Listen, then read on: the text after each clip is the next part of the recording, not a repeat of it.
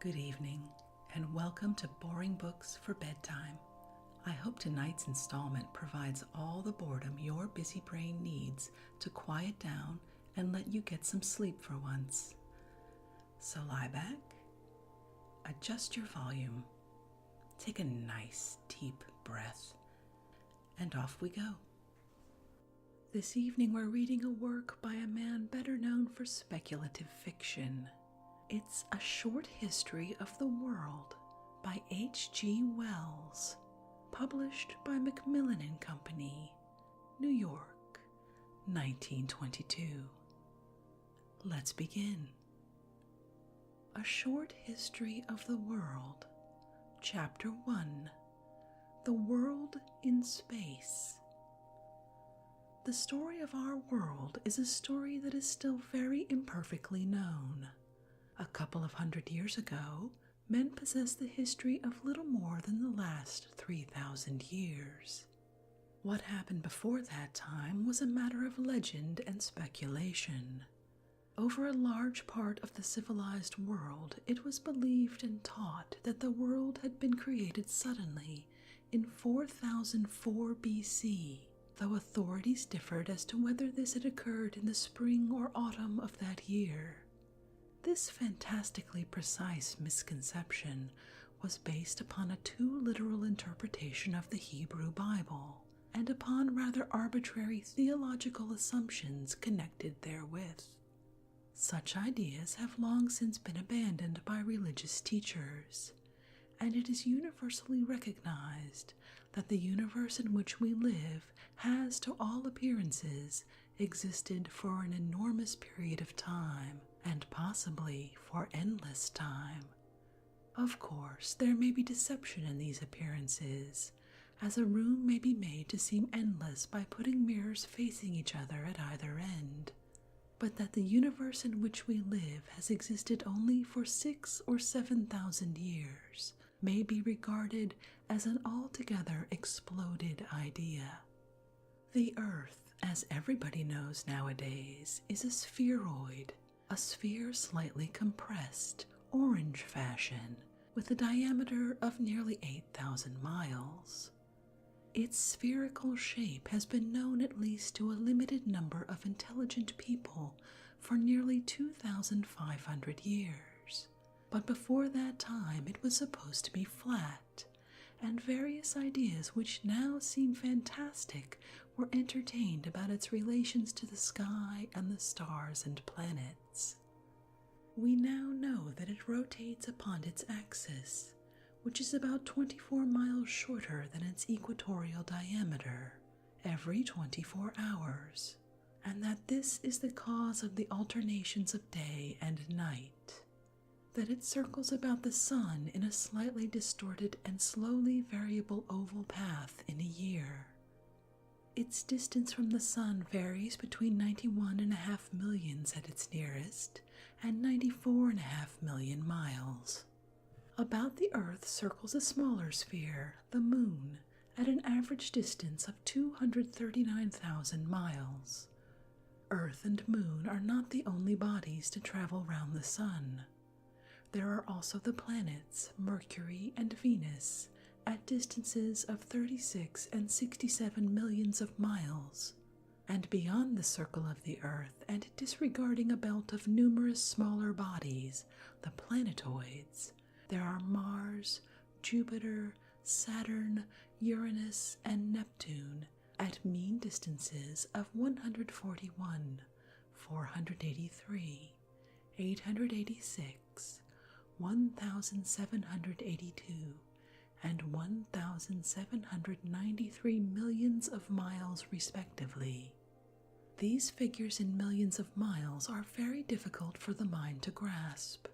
It may help the reader's imagination if we reduce the sun and planets to a smaller, more conceivable scale. If then we represent our Earth as a little ball of 1-inch diameter, the sun would be a big globe 9 feet across and 323 yards away. That is, about a fifth of a mile, 4 or 5 minutes walking. The moon would be a small pea, 2.5 feet from the world. Between Earth and Sun, there would be the two inner planets, Mercury and Venus, at distances of 125 and 250 yards from the Sun. All round and about these bodies there would be emptiness until you came to Mars, 175 feet beyond the Earth, Jupiter nearly a mile away, a foot in diameter, Saturn a little smaller, 2 miles off, Uranus 4 miles off, and Neptune 6 miles off.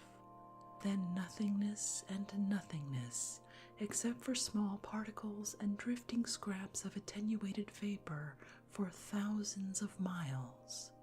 The nearest star to Earth on this scale would be 40,000 miles away. These figures will serve perhaps to give one some conception of the immense emptiness of space in which the drama of life goes on. For in all this enormous vacancy of space, we know certainly of life only upon the surface of our Earth. It does not penetrate much more than 3 miles down into the 4,000 miles that separate us from the center of our globe, and it does not reach more than 5 miles above its surface. Apparently, all the limitlessness of space is otherwise empty and dead. The deepest ocean dredgings go down to 5 miles. The highest recorded flight of an aeroplane is little more than 4 miles. Men have reached to 7 miles up in balloons, but at a cost of great suffering. No bird can fly so high as 5 miles, and small birds and insects, which have been carried up by aeroplanes, drop off insensible far below that level. Chapter 2. The World in Time. In the last 50 years, there has been much very fine and interesting speculation on the part of scientific men upon the age and origin of our Earth. Here we cannot pretend to give even a summary of such speculations, because they involve the most subtle mathematical and physical considerations. The truth is that the physical and astronomical sciences are still too undeveloped as yet to make anything of the sort more than an illustrative guesswork. The general tendency has been to make the estimated age of our globe longer and longer. It now seems probable that the Earth has had an independent existence as a spinning planet flying round and round the Sun for a longer period than 2 billion years. It may have been much longer than that. This is a length of time that absolutely overpowers the imagination. Before that vast period of separate existence, the Sun and Earth and the other planets that circulate round the Sun may have been a great swirl of diffused matter in space. The telescope reveals to us in various parts of the heavens luminous spiral clouds of matter, the spiral nebulae, which appear to be in rotation about a center. It is supposed by many astronomers that the Sun and its planets were once such a spiral, and that their matter has undergone concentration into its present form. Through majestic eons that concentration went on until in that vast remoteness of the past for which we have given figures, the world and its moon were distinguishable.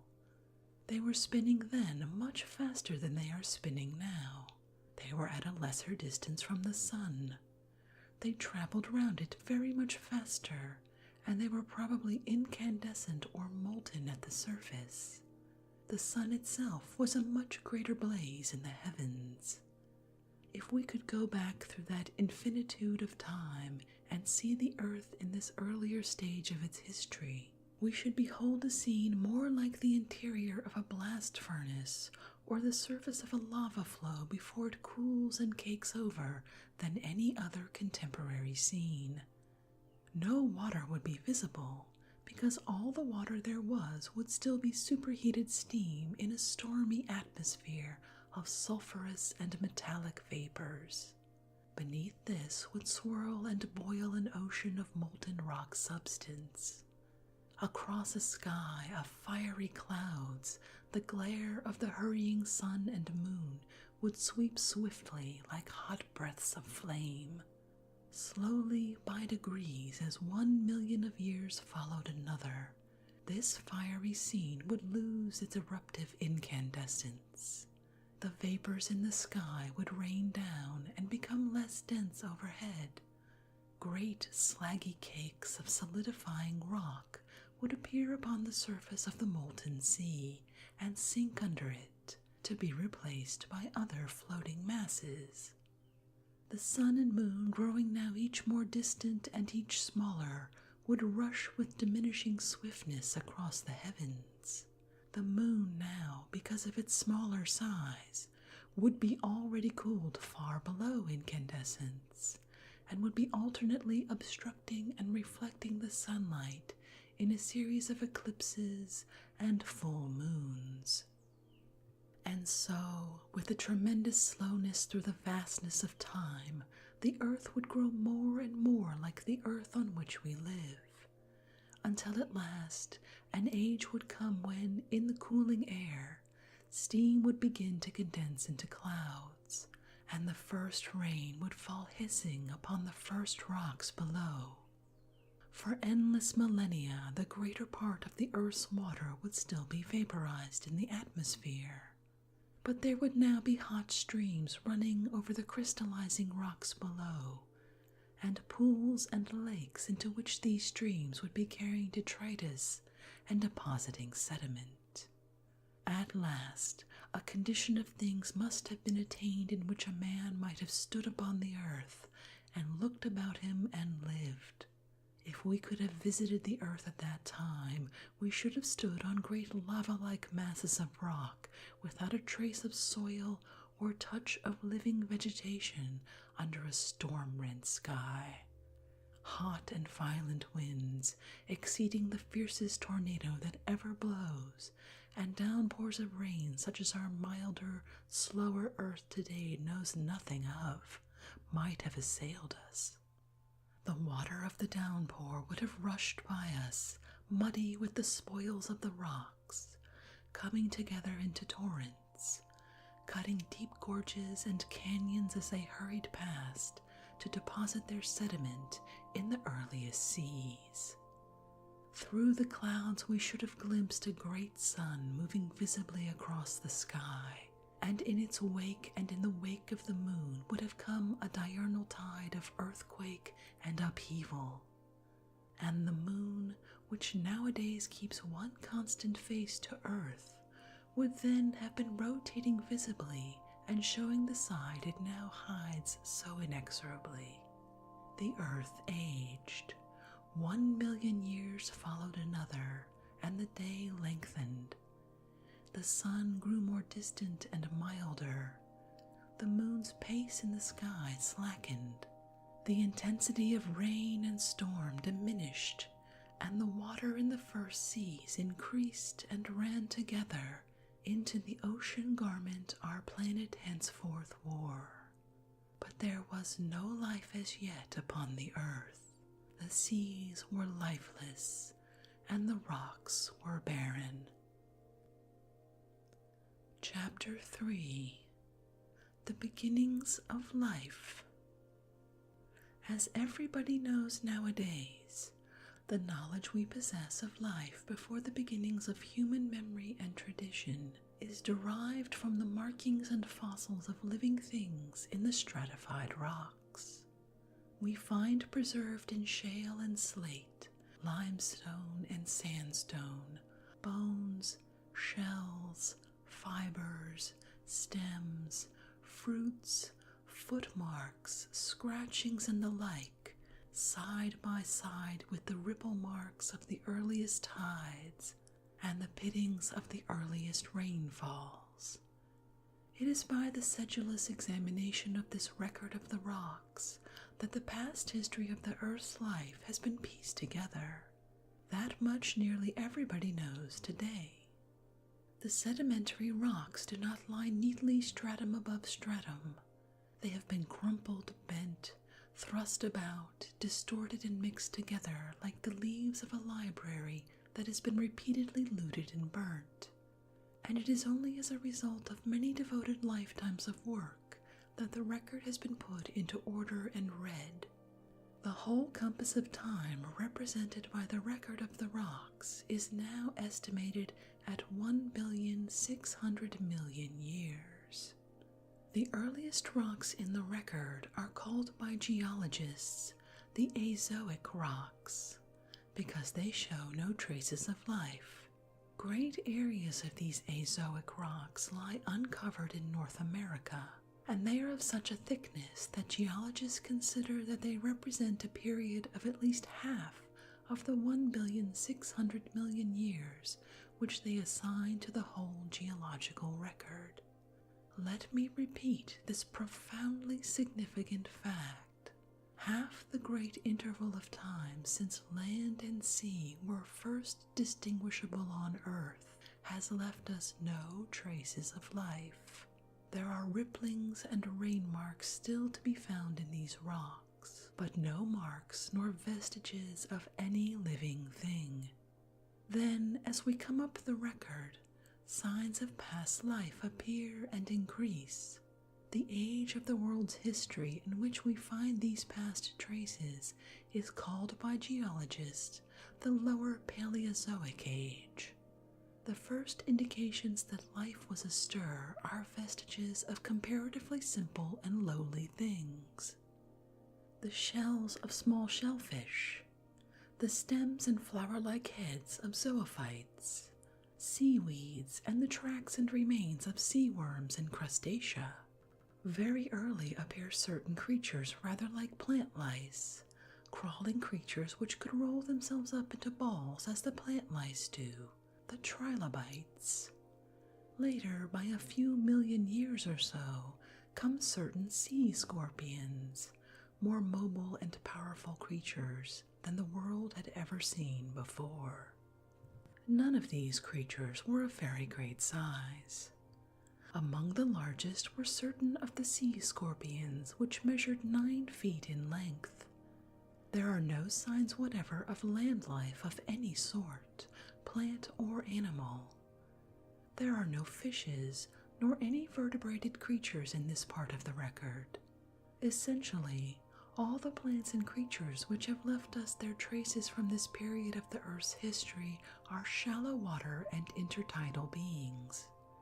If we wished to parallel the flora and fauna of the lower Paleozoic rocks on the Earth today, we should do it best, except in the matter of size, by taking a drop of water from a rock pool or scummy ditch and examining it under a microscope. The little crustacea, the small shellfish, the zoophytes and algae we should find there would display a quite striking resemblance to these clumsier, larger prototypes that once were the crown of life upon our planet.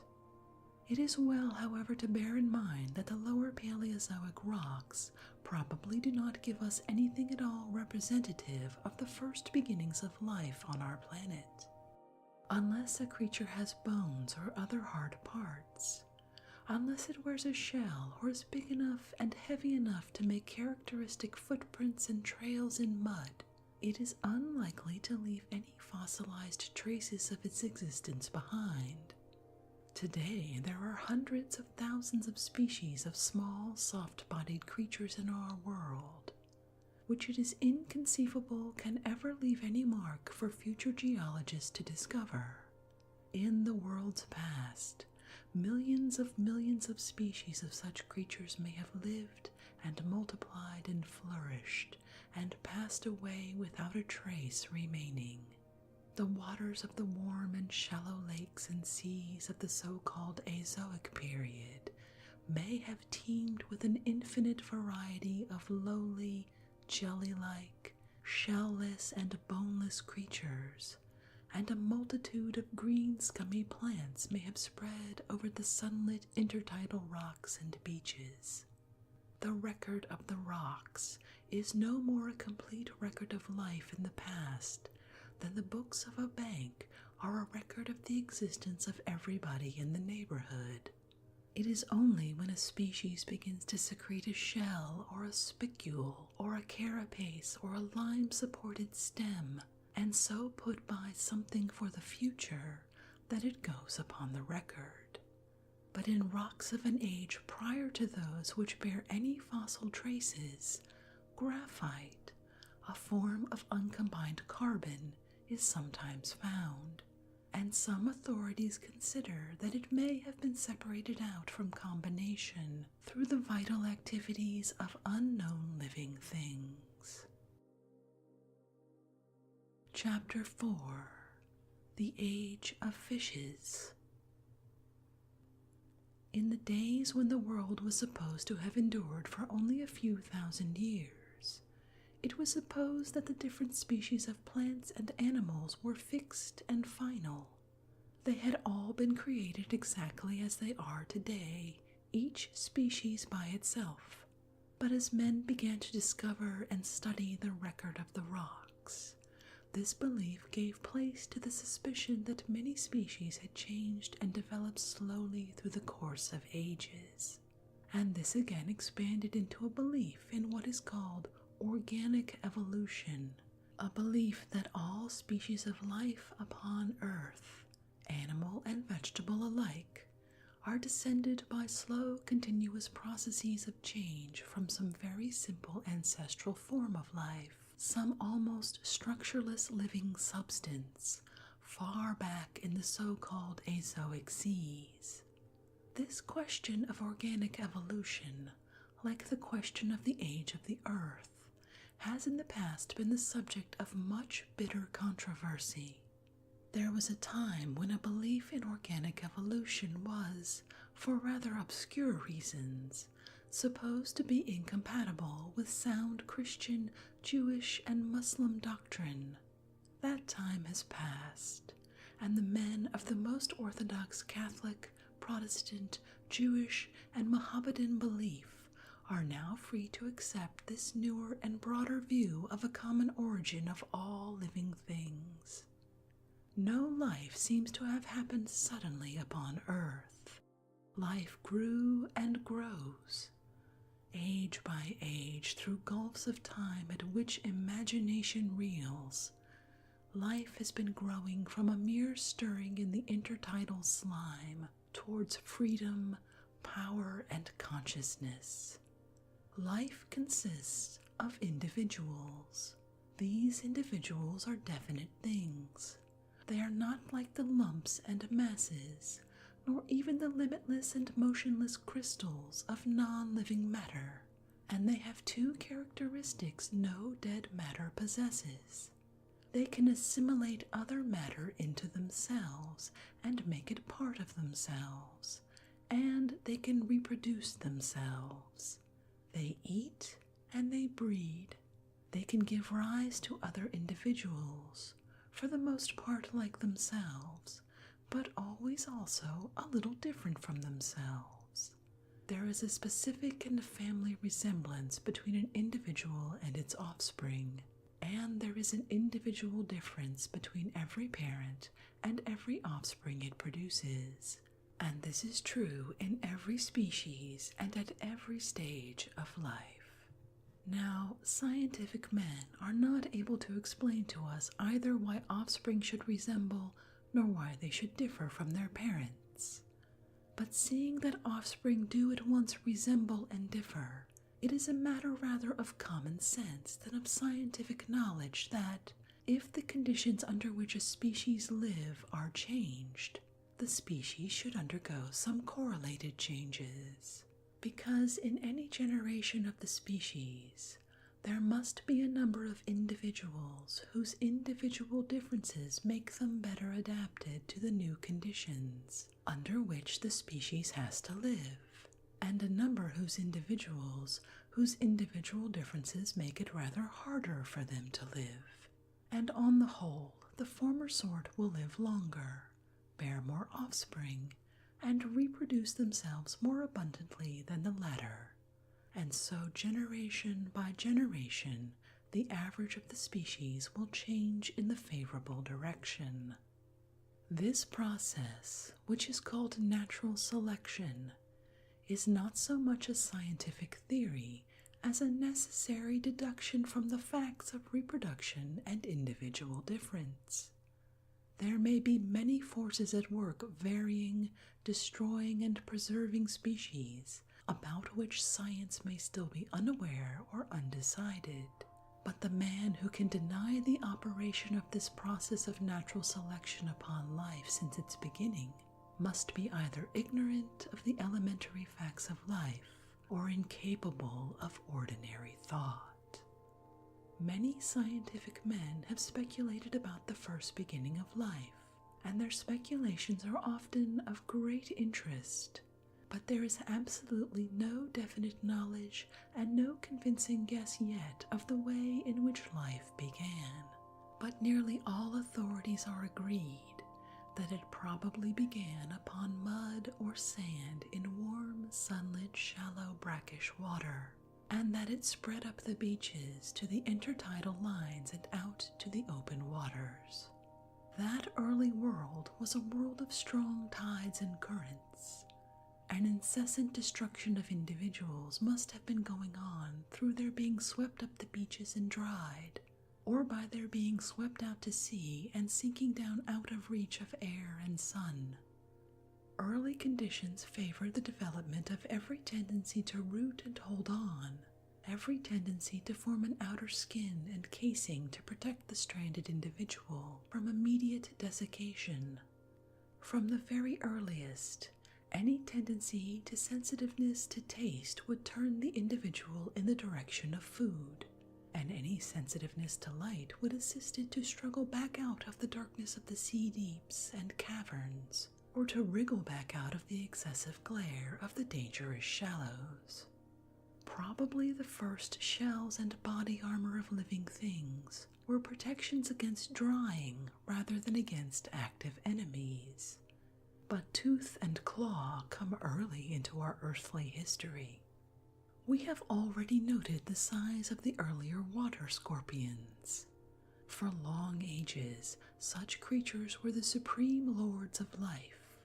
Then, in a division of these Paleozoic rocks called the Silurian Division, which many geologists now suppose to be as old as 500 million years, there appears a new type of being, equipped with eyes and teeth and swimming powers of an altogether more powerful kind.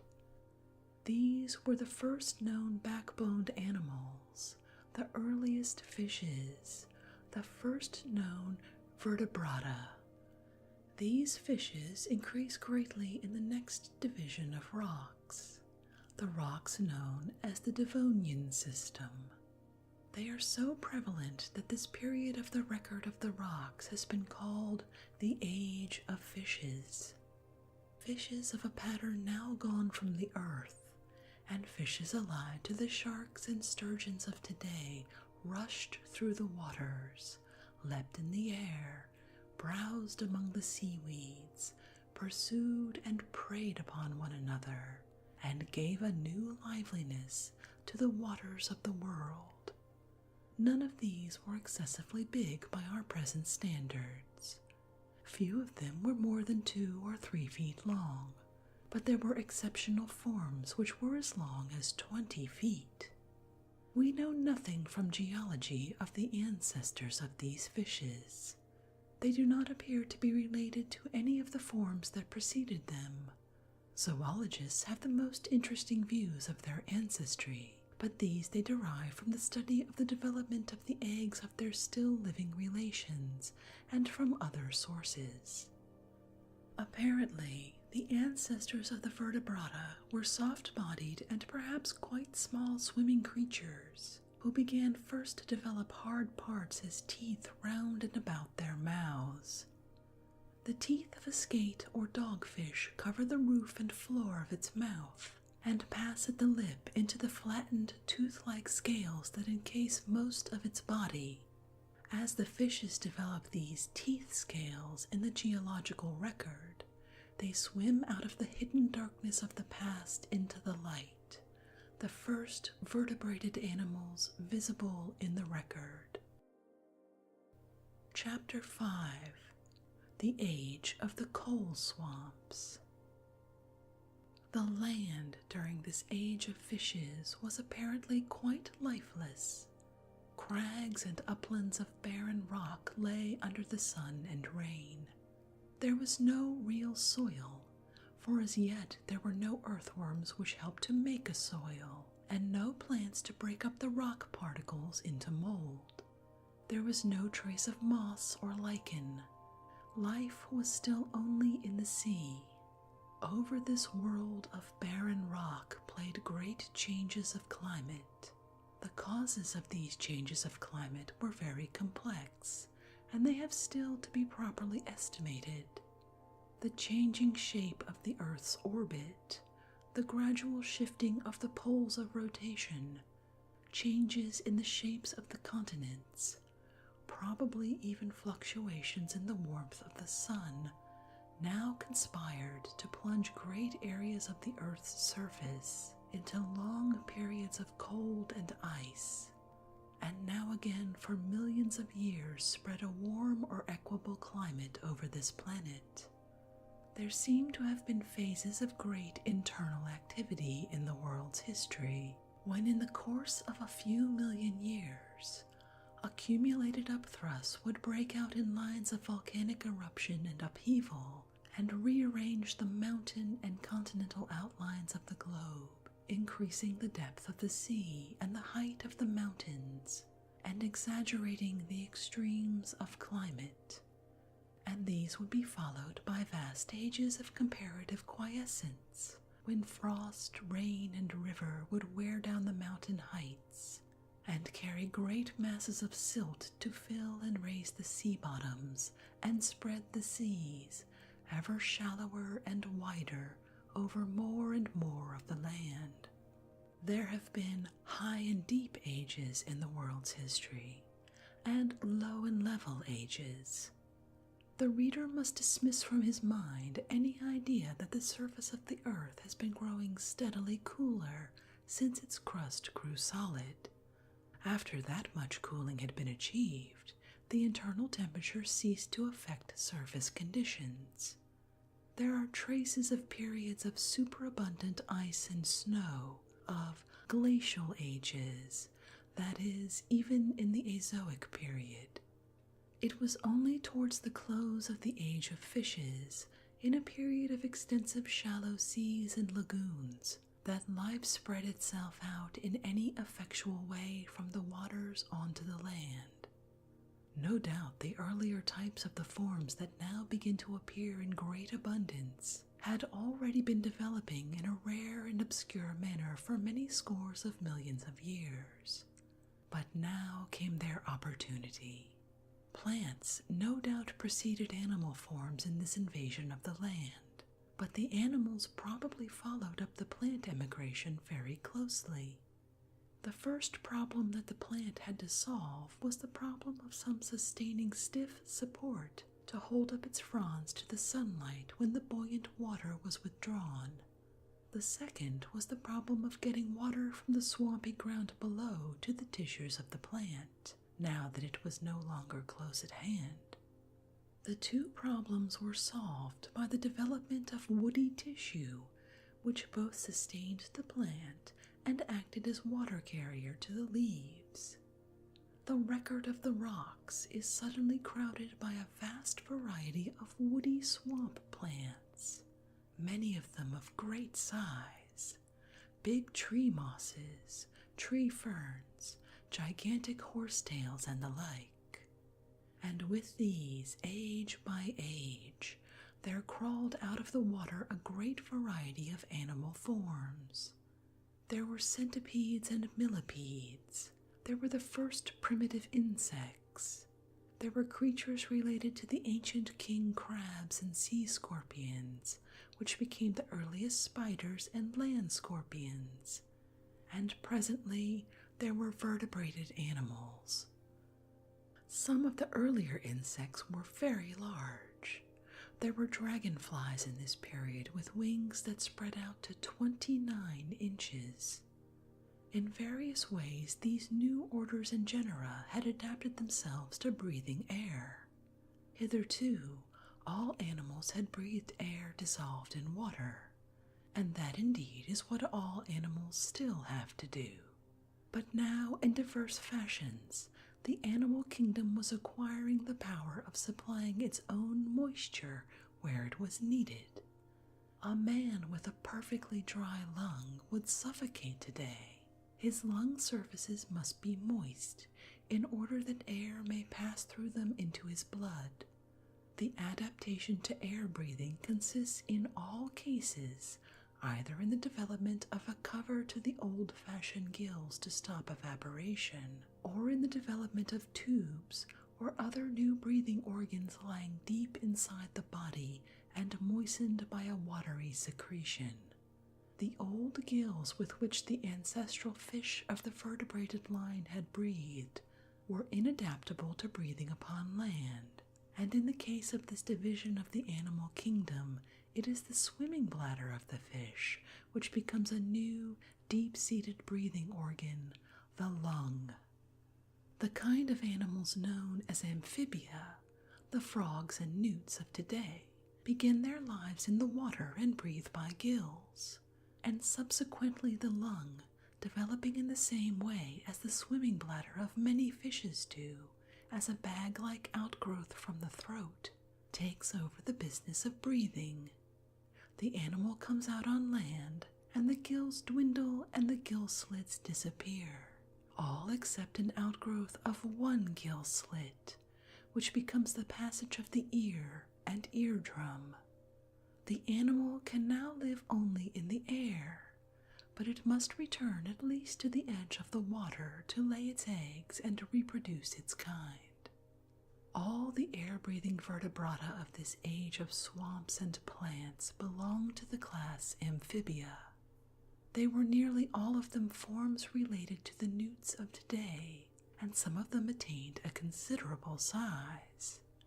They were land animals, it is true, but they were land animals needing to live in and near moist and swampy places. And all the great trees of this period were equally amphibious in their habits.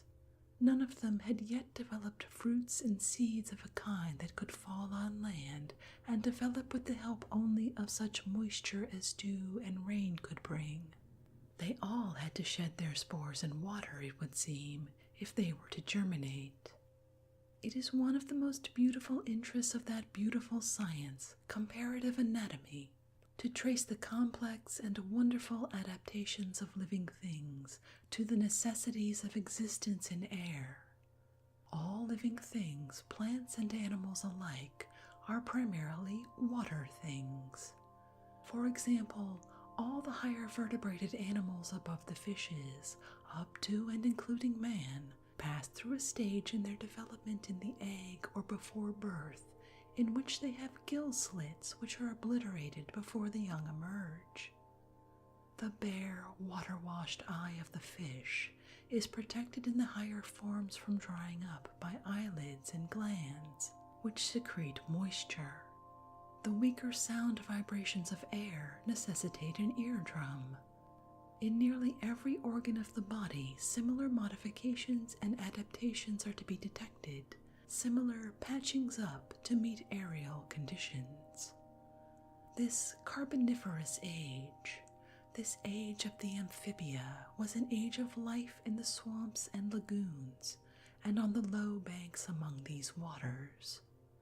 Thus far life had now extended. The hills and high lands were still quite barren and lifeless. Life had learnt to breathe air indeed, but it still had its roots in its native water.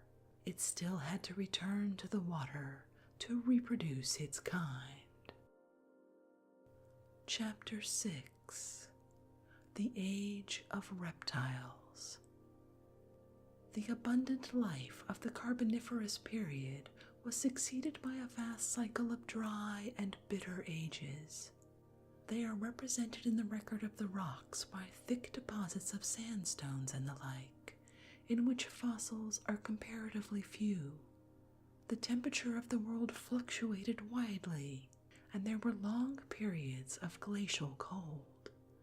over great areas the former profusion of swamp vegetation ceased, and overlaid by these newer deposits, it began that process of compression and mineralization that gave the world most of the coal deposits of today. But it is during periods of change that life undergoes its most rapid modifications, and under hardship that it learns its hardest lessons. As conditions revert towards warmth and moisture again, we find a new series of animal and plant forms established. We find in the record the remains of vertebrated animals that laid eggs which, instead of hatching out tadpoles which needed to live for a time in water, carried on their development before hatching to a stage so nearly like the adult form that the young could live in air from the first moment of independent existence. Gills had been cut out altogether, and the gill slits only appeared as an embryonic phase. These new creatures without a tadpole stage were the reptiles. Concurrently, there had been a development of seed-bearing trees which could spread their seed independently of swamps or lakes. There were now palm-like cycads and many tropical conifers, though as yet there were no flowering plants and no grasses. There was a great number of ferns, and there were also now an increased variety of insects. There were beetles, though bees and butterflies had yet to come, but all the fundamental forms of a new real land fauna and flora had been laid down during these vast ages of severity. This new land life needed only the opportunity of favorable conditions to flourish and prevail. Age by age, and with abundant fluctuations, that mitigation came.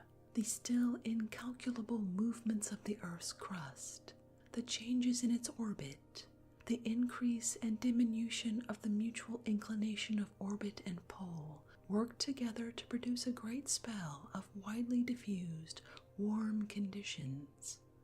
The period lasted altogether, it is now supposed, upwards of 200 million years. It is called the Mesozoic period, to distinguish it from the altogether vaster Paleozoic and Azoic periods, together 1,400 millions that preceded it, and from the Cainozoic or New Life period that intervened between its close and the present time. And it is also called the Age of Reptiles, because of the astonishing predominance and variety of this form of life. It came to an end some 80 million years ago. In the world today, the genera of reptiles are comparatively few, and their distribution is very limited. They are more various, it is true, than are the few surviving members of the order of the amphibia, which once in the Carboniferous period ruled the world. We still have the snakes, the turtles and tortoises, the colonia, the alligators and crocodiles, and the lizards.